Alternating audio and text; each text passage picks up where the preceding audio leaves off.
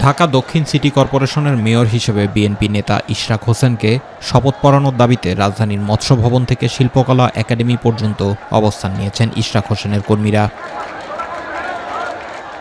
এ নিয়ে টানা 7 দিন ধরে আন্দোলন করছেন তার সমর্থকরা। এবার মৎস্য ভবন মোড়ে অবস্থান নিয়েছেন তারা। সকাল থেকেই মৎস্য ভবন মোড় ও এর আশপাশে জড়ো হন ইশরাক হোসেনের সমর্থকরা। তাতে ওই এলাকার যানবাহন চলাচল বন্ধ হয়ে গেছে। এখন যে কোনো ব্র্যান্ডের পুরাতন এসি বদলে নতুন ওয়ালটন এসিতে উপভোগ করুন 25% ছাড়।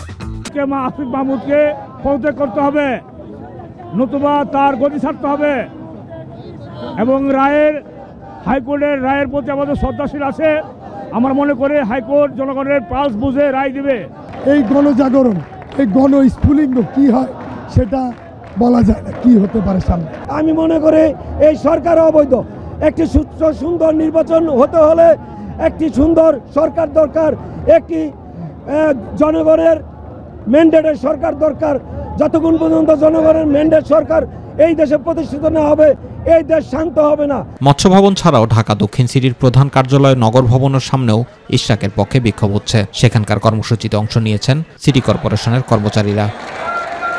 ইশরাক হোসেনকে শপথ পড়াতে বুধবার সকাল 10টা পর্যন্ত অন্তর্বর্তী সরকারের সময়সীমা বেঁধে দিয়েছিলেন ইশরাক হোসেনের পক্ষে চলমান বিক্ষোভ কর্মসূচির সমন্বয়কারী সাবেক সচিব মশিউর রহমান। জুবাইর রহমান, মাই টিভি নিউজ।